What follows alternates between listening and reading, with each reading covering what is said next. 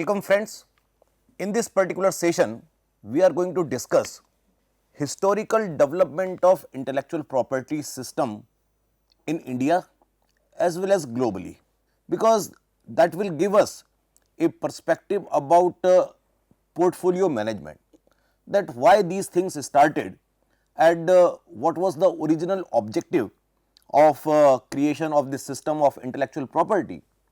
And when we understand the original objective of a particular subject, we will be able to use it in a more strategic manner. However, it is also true that many things may start with some particular intention, but over a period of time, as the changes are happening in the environment, particularly business environment, geopolitical scenario, people start using these tools in more than one possible ways.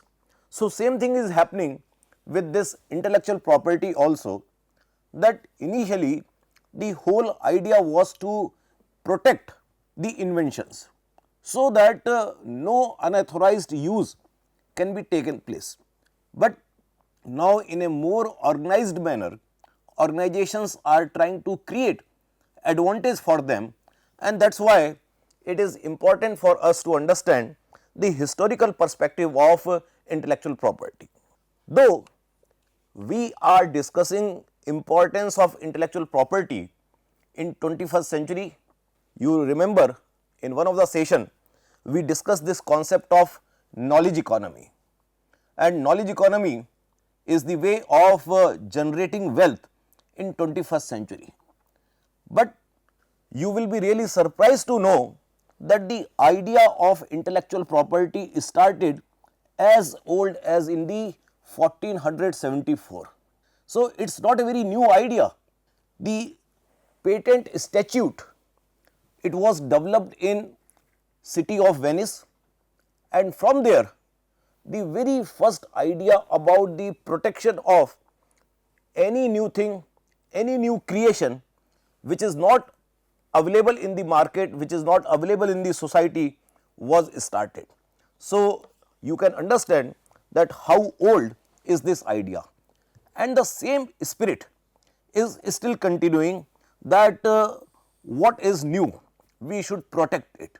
However, we will discuss three specific conditions what is to be protected and how we are going to determine that in one of the session. But by and large, the original philosophy that we should protect anything new is still continuing.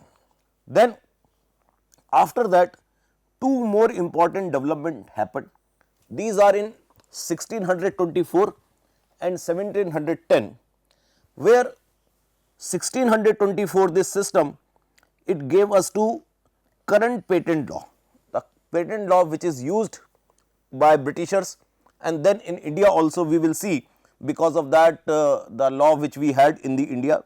And in 1710 the copyright related laws came into existence, and in fact you can say these two, the statutes of monopolies and British statutes of N, these are the two founding principles of the idea of IP.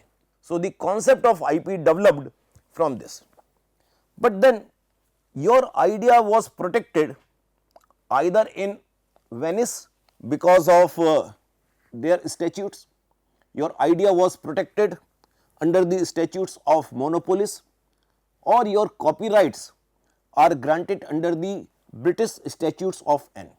But then happened a different type of problem. What? That if you are going from one state to another state, how are you going to protect your idea? How are you going to protect your inventions? Because these laws were initiated by particular nations like Republic of Venice or by British parliaments. Then people realize that this idea of IP is a territorial idea, and because of this territorial idea, we started thinking about some kind of a global system of IP. And for that purpose, we will see in few minutes that how different type of treaties started coming into picture. So, meaning of idea that territorial means if I am protecting some IP in India, so the protection is available only in India. Then I have to separately protect the same invention in other markets. For example, my market can be in USA, my market can be in Europe, my market can be in many other countries. I need to go to all those markets because the idea of IP protection is a territorial idea. So, now if I have protected my idea, my invention in India, and there is some exhibition in Europe, I will have fear, should I participate in that exhibition or not? Because if I go there and there will be different people coming to that exhibition, they may copy my idea and I have no protection available there. So, therefore, people started thinking that we need to have some kind of consensus about global protection of our ideas. So, various treaties started coming into the picture, and the starting of these treaties came in 19th century with this Paris Convention, which is known as Paris Convention for the Protection of Industrial Property. So, this you can say is the starting of a system that how our IP can be protected in other country. If I have protected something in my country, can there be a system through which I can protect my invention, my copyrights in other countries also. And as I just mentioned, that this whole idea that you need to have international protection of IP, it came because many exhibitors refused to attend one international exhibition of inventions which was supposed to held in Vienna, Austria in 1873, because they all had this fear that if we go there, we participate in that exhibition, there will be people who can take our ideas and who can exploit that idea commercially in some other countries. So, if I am in India, my idea is protected in India, now I am going for an exhibition in some European country,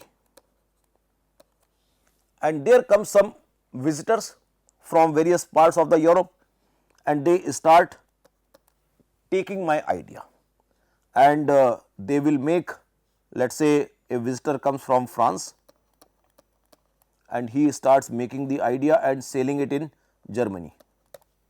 I can't do anything because I have protection only in India. How will I protect, how will I fight, how will I enforce my IP in France and Germany? Because I participated there and I had no control on the visitors.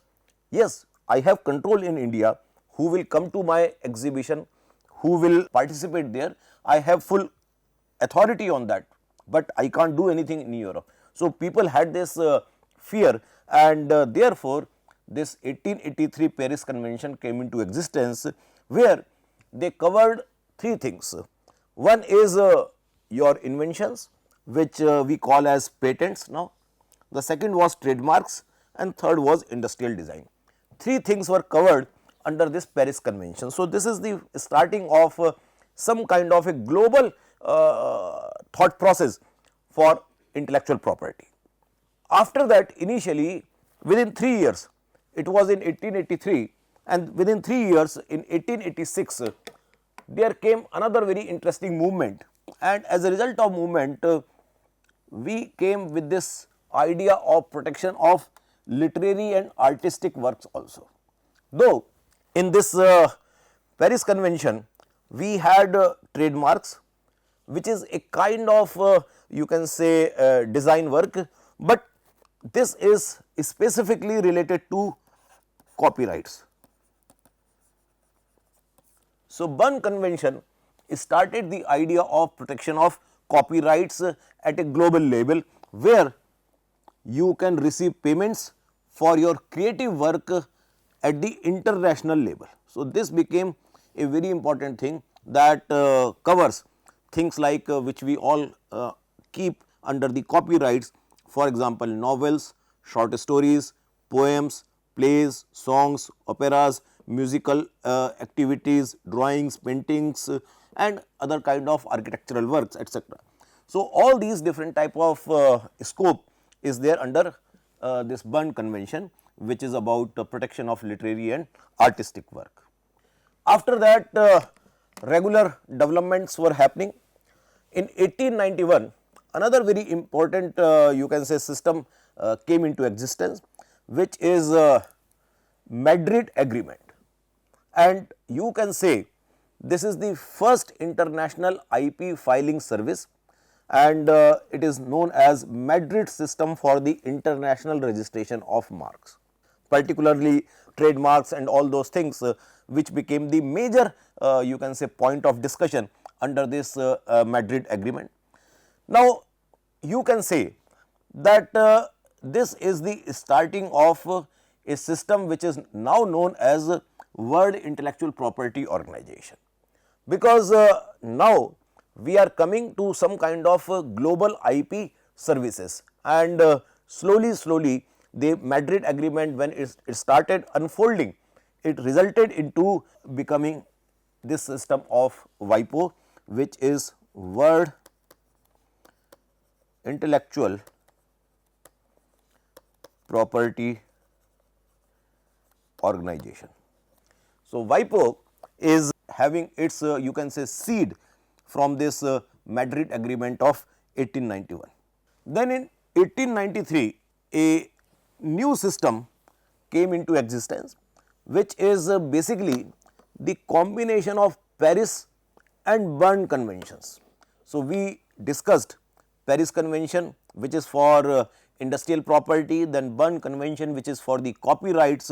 Now, combining these two things, it became the United International Bureau for Protection of Intellectual Property, and it is a French acronym which is known as WIPO, and in fact, WIPO is now known as WIPO only, and this WIPO started with a very small organization of 7 people, and the office of WIPO was in Switzerland, Bern, and later on we will see that the WIPO office shifted to Geneva. In 1970, after this a long time happened, this was 1893, and after that we all know at the global level two very important incidences happened. One was First World War, and after that the Second World War. So, unfortunately, the world was busy in those two very important you can say events of our history, and therefore, there was not any significant development as far as global IP related activities, because there were other important priorities at that time. And after that, when all these things got settled, and in fact, during this time India also got independence. So, in 1970, after that considerable long time happened, this WIPO, which I just told you that how it started as a combination of Paris and Berne conventions, it became World Intellectual Property Organization. So, the birth of you can say WIPO happened in 1970, when people started focusing more on economic development, because people thought that war is no solution. We need to work, we need to progress, and as a result of that new thought process started emerging. In fact, once upon a time Japan and America were at the loggerheads, but after that Japan and America came together, started a new era, and all those things resulted into the formation of this World Intellectual Property Organization, WIPO. And within 4 years, WIPO became a subsidiary of United Nations, which is known as a specialized agency of UN, WIPO, and all the member states of UN can become the member of this specialized agency WIPO, which is specializing in the area of intellectual property. So, WIPO is now part of a UN agency, and most of the members you will see of UN are actually the member of WIPO also. Once WIPO came into existence, WIPO started the system of PCT, Patent Cooperation Treaty, and in fact this became the most important activity or facility of WIPO, because it is creating a system that how you as an inventor, you can not only protect your invention in your home country, but you can also protect in many other countries. So, there is a system we will be talking about PCT systems in our some of the sessions, but now you can understand that one of the most important activity of WIPO is about implementation of this PCT system. WIPO, which came into existence in 1970s, so it started with this Stockholm Convention in 1967, and further this convention was amended in 1979 also.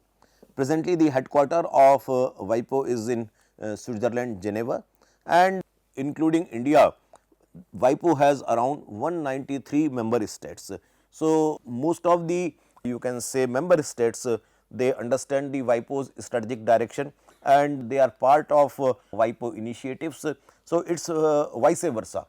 Member states, they make the strategic role of WIPO, and WIPO also directs its member state that what should be their way to take IP to the next stage. So, both the, it is both way communication which is happening between member state and WIPO leadership team. By the way, India is also a very active contributor in WIPO's overall development, not only from the policy point of view, but from the academic point of view also. WIPO has done a lot of collaboration with various Indian organizations, Indian universities, Indian higher education institutions for educating, creating a system of IP in developing nations like India. So, now since WIPO has come into existence, so let us talk about objectives of WIPO, and it will give you the idea that WIPO is basically to promote the protection of intellectual property worldwide. Here I will like to give you one advice, or you can say warning also. When we see that promotion of protection of IP worldwide, you should not understand that there is something which is global IP. IP is still a territorial right, but how you can take protection for your IP in many other countries, this is facilitated by WIPO. So, WIPO means, WIPO does not mean that IP is not territorial. IP is still territorial. Once you register, you take benefit only in that particular country. But how can you register in many other countries?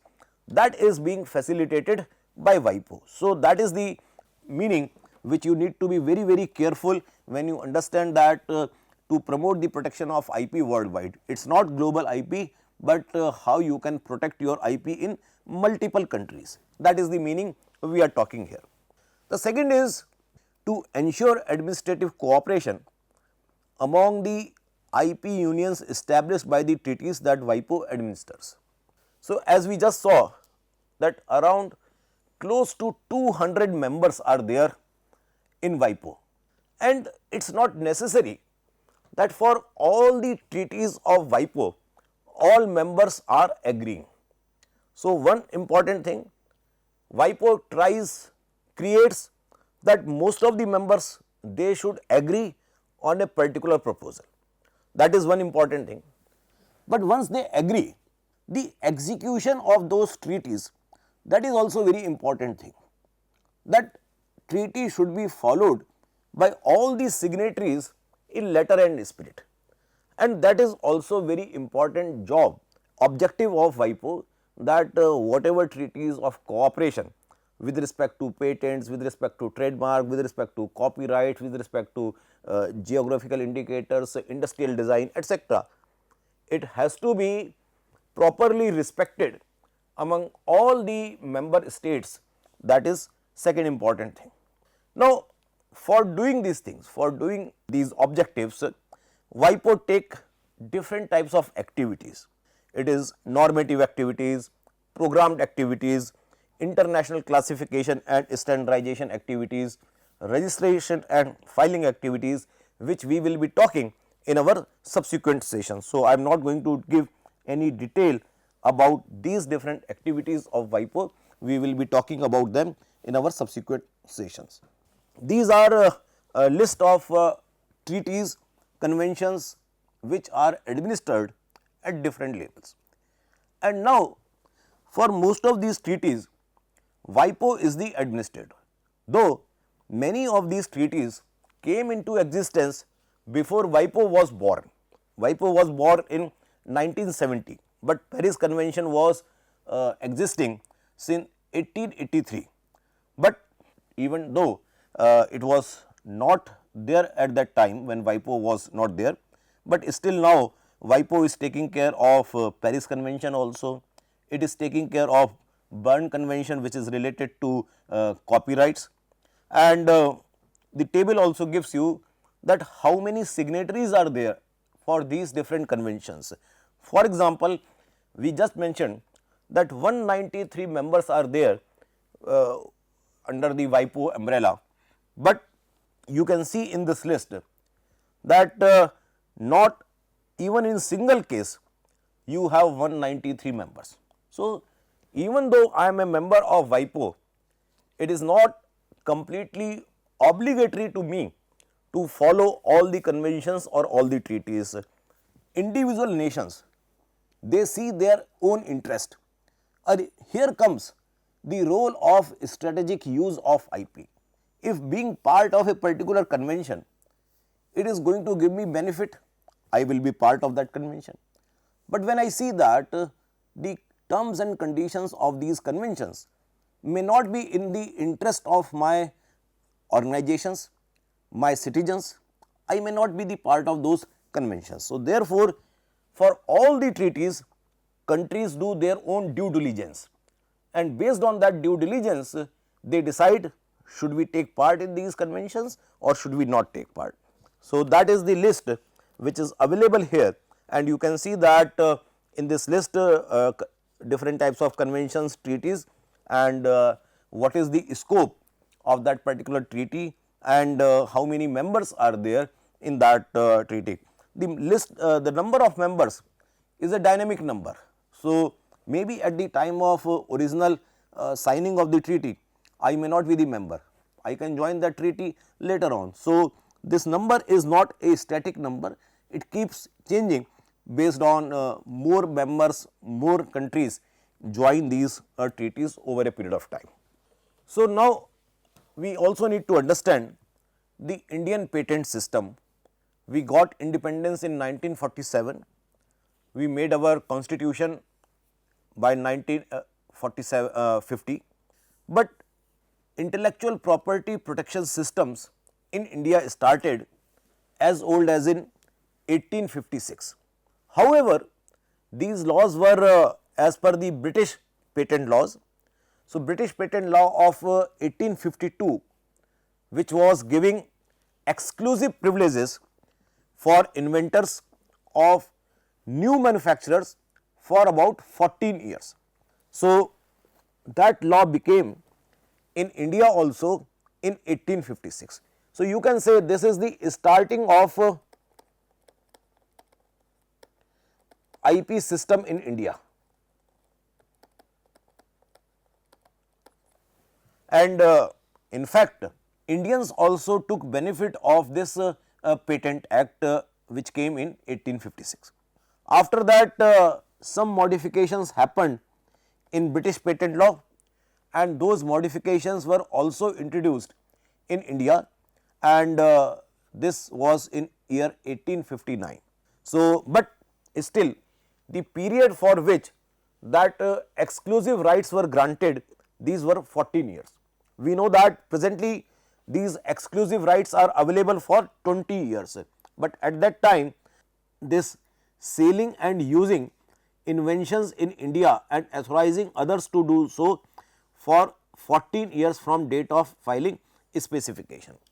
So, these were the important clauses of this 1859 Patent Act. Then another important thing happened, that is in 1872 Patents and Design Protection Act also came in India.